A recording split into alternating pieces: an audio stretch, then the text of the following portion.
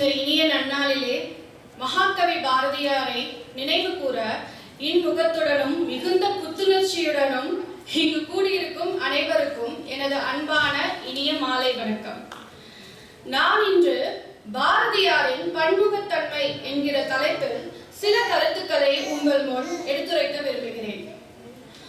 பாரதியார் என்றவுடன் நம் மனக்கண்ணில் தெரிவது அவருடைய கம்பீரமான தோற்றமும் வசீகரமான முகமும் தலையில் அணிந்திருக்கும் வெண்ணிற முண்டாசும் நெற்றி திலகமும் வீரமிகு பெரிய மீசையும் தான்.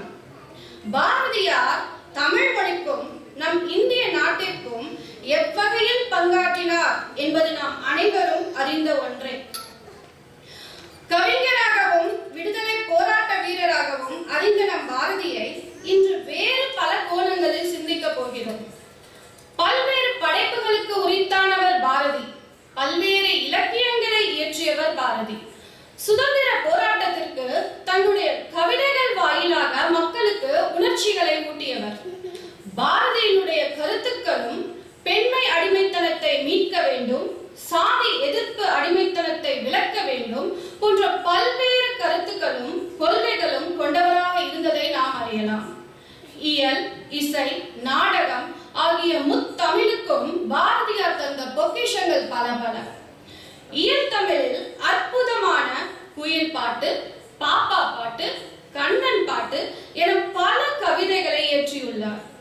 தனது கனவில் தோன்றின ஒரு கற்பனையான விஷயத்தை மூலமாய் நேரடியாக ஒரு குயிலிடம் நாம் எவ்வாறு பேசினால் எப்படி இருக்குமோ அதை சொல்வதுதான் குயில் பாட்டு என்னும் கவிதையில் அவர் விளக்கியுள்ளார்.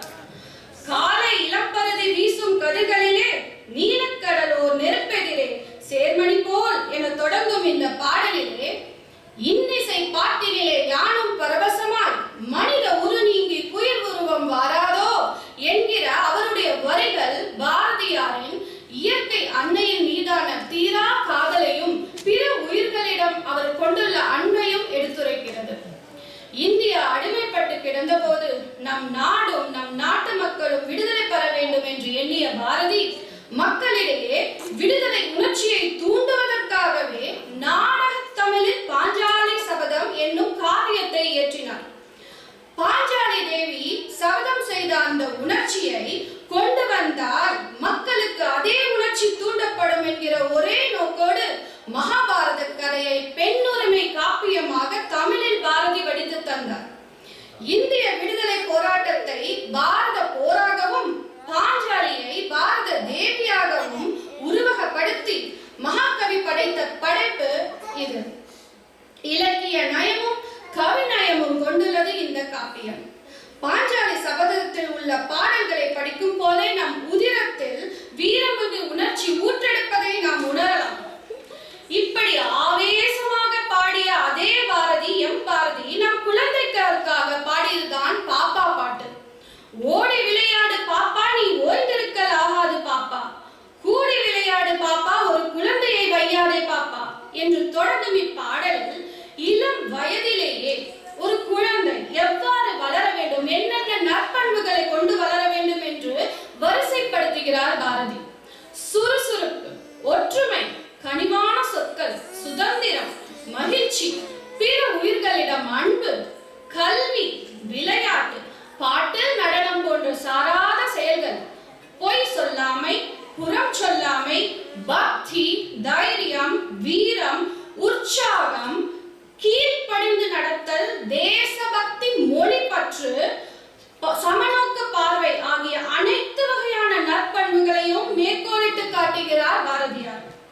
பாரதி பற்றிய வாழ்க்கை குறிப்புகளில் அவர் கண்ட சோதனைகளை, அவர் கொண்ட வீரத்தினை ஒரு மனிதன் தெரிந்து கொண்டாலே அவன் தன் வாழ்வில் வரும் பிரச்சனைகள் அனைத்தையும் சிறு காற்றாக எண்ணி கடந்து விடுவான். மூட நம்பிக்கையின் முதற்கரவை தன் முண்டாசால் முட்டி மோதி பிளக்க எண்ணிய பாரதியின் வரிகள் இது. வஞ்சனை பேய்கள் என்பார் இந்த மரத்தில் என்பார், அந்த குளத்தில் என்பார், துஞ்சது முகத்தில் என்பார், மிக துயர்படுவார், எண்ணி பயப்படுவார், மந்திரவாதி என்பார், சொன்ன மாத்திரத்திலேயே மனக்கிளி பிடிப்பார். தனக்கு மட்டுமில்லாமல் உலகில் உள்ள சிறு உயிர்க்கும் வேண்டி எழுதிய பாரதியின் வரிகள் இது. பேசா பொருளை பேசனா நான் துணிந்தேன். மண் மீதுள்ள மக்கள், பறவைகள், விலங்குகள், பூச்சிகள், ஏன் புற்பூண்டுகள், மரங்கள் யாவும் என் வினையால் இடும்பை தீர்ந்து இன்பமுற்று அன்புடன் இணங்கி வாழ்ந்திடவே செய்தல் வேண்டும் தேவதேவா. தனக்கு மட்டும் இல்லாமல் ஒரு சிறு புற்பூண்டு மரம் எல்லாவற்றிற்கும், ஒரு 6 அறிவு ஜீவன், 5 அறிவு ஜீவன் எல்லாவற்றிற்கும் அன்புடன் இணங்கி வாழ்ந்திட வேண்டும் என்று கடவுளை வேண்டுகிறார் பாரதி. அடுத்து கடந்த கால கஷ்டங்களை எண்ணி கவலைப்படுவோருக்கு ஒரு அறிவுரையும் வழங்குகிறார் என் பாரதி. இன்று புதிதாய் பிறந்தோம் என்று நீவீர் எண்ணமதை திண்ணமுறை இசைத்துக் கொண்டு தின்று விளையாடி இன்புற்று இருந்து வாழ்வீர், தீமையெல்லாம் அழிந்து போம் திரும்பி வாரா என்று பாடுகிறார். வாழ்க்கைக்கும் ஒரு அறிவுரை கவிதையையும் எழுதியுள்ளார். பூட்டை திறப்பது கையாலே, நல்ல மனம் திறப்பது மதியாலே, பாட்டை திறப்பது பண்ணாலே, இன்ப வீட்டை திறப்பது பெண்ணாலே, ஏட்டை துடைப்பது கையாலே, மன வீட்டை துடைப்பது மெய்யாலே, வேட்டை அடிப்பது வில்லாலே, அன்பு கோட்டை பிடிப்பது சொல்லாலே, காற்றை அடைப்பது மனதாலே, இந்த காயத்தை காப்பது செய்கையாலே, சோற்றை புசிப்பது வாயாலே, உயிர் துணிவுறுவது தாயாலே என்று கூறுகிறார் பாரதியார். இதுபோல் மனிதனுக்கு தேவையான அனைத்து வாழ்க்கை குறிப்புகளையும் தன்னம்பிக்கை வரிகளையும் அவருடைய கவிதை புத்தகங்களில் ஆங்காங்கே ஒளிந்து கொண்டிருக்கின்றன.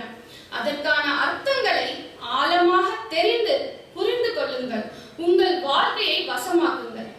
இதுவரை அவருடைய தேசபக்தி பாடல்கள் மற்றும் இன்ன பிற கவிதைகள் மற்றும் கட்டுரைகளையும் எடுத்து பேசினோம். இனி பாரதியார் என்ற மனிதரின் மேன்மையான பக்கத்தை பார்ப்போம். இந்த முறையில் அவரது மனைவி செல்லம்மா, யதுகிரி மற்றும் அவருடன் நெருங்கி பழகிய வா ரா இவர்கள் மூலம் பாரதியார் என்ற மனிதரின் மேன்மையான பக்கத்தை பார்ப்போம். யதுகிரி அம்மாள் பாரதியார் ஆசிரியராக இருந்த இந்தியா பத்திரிகையை நடத்தியவர் ஸ்ரீனிவாசாச்சாரியார். புதுச்சேரியில் அடைக்கலம் அடைந்த காலத்தில் இருவரது குடும்பங்களும் நெருங்கி பழகினர். ஸ்ரீனிவாசாச்சாரியாரின் மகள்தான் யதுகிரி அம்மாள். அவரது வார்த்தைகளில் சொல்லப்போனால் பாரதியாரின் அபிமான புத்திரி. தன் 2 மகள்களான தங்கம்மா, சகுந்தலா மற்றும் யதுகிரி ஆகியோடு அவர் பாண்டிச்சேரி கடற்கரையில் வெகு சந்தோஷமாக விளையாடி கொண்டும் மீனவர்கள் பாட்டுக்கு எதிர்பாட்டு பாடிக்கொண்டும் இருப்பாராம். பாடல்களை இயற்றியதும் பெரும்பாலும் யதுகிரி வீட்டுக்கு சென்று அங்கு ராகத்தோடு பாடி காட்டுவாராம். பெண் குழந்தைகள் எல்லாம் பழைய மூட பழக்கங்களில் சிக்கிக் கொள்ளாமல் தைரியமாக இருக்க வேண்டும் என்று சொல்வாராம். வீட்டில் பெண்கள் நெல் குத்தும் ஓசையை கேட்டுதான் மனதில் உறுதி வேண்டும் என்று பாடலை எழுதினாராம். வாரா அவர்கள் மகாகவியை படம் பிடிப்பதற்காக ஒப்பானதும் அபூர்வமானதும் ஒரு வரிகளை குறிப்பிடுகிறார். மரத்தை வெறித்து பார்ப்பார், குளத்தை உற்று பார்ப்பார், ஆகாயத்தை முட்கிறார் போல் மார்பை வெளியே தள்ளி தலையை எவ்வளவு நிமிர்த்தி உயர்த்த முடியுமோ அவ்வளவு தூரம் நிமிர்த்தி உயர்த்தி பார்ப்பாராம் வானத்தை. மூச்சு விடாமல் உறக்க கத்துவார், வலக்காலால் தாளம் போடுவார், தவறி போனால் இடக்காலால் பூமியை உதைப்பார். ஒரு நிமிஷம் மௌனம், சொல் ஆலி வெண்சங்கே என்ற கூக்குரல், கூப்பாடு, மத்த கஜமென வளர்த்தாய் என்ற சந்தோஷ முறையீடு, மீண்டும் ஒரு முறை சரிகமா, காலிலே தாளம், கைகள் கொட்டி முழங்கும். உடல் முழுதும் அபிநயம்தான். தேகமும் மனமும் அனுபவிக்கும் ஆனந்தத்தையும் சக்தியையும் கண்கள் வெளி காண்பிக்கும். குழந்தையை பெற்றெடுக்கும் பிரசவ வேதனைதான். உற்சாகமும் சோர்வும் ஒன்றை ஒன்று பின்னிக் கொண்டு வெளிவருவதை பார்க்க கொடுத்து வைத்திருக்க வேண்டுமா? புதுப்பாட்டு வருகிற வேகத்தில் அவருடைய கூட்டையே உரித்து விடுமோ என்று தோன்றும் பாரதியாரின் கவிதைகளில் இரத்த பசை ஜீவகளை இருக்கிறது. எண்ணிய முடிதல் வேண்டும், நல்லவே எண்ண வேண்டும், திண்ணிய நெஞ்சம் வேண்டும், தெளிந்த நல்லறிவு வேண்டும், நன்னிய உரிமை வேண்டும், நாமதை பெறவும் வேண்டும், கண்ணிலே ஒளியும் வேண்டும், கண்ணி தமிழை காக்க வேண்டும் என்று பாரதியார் பாரதியாரை பற்றி இன்று எனக்கு பேசிய வாய்ப்பு கொடுத்த இந்த சபைக்கு என் நன்றியை தெரிவித்துக் கொள்கிறேன். வணக்கம்.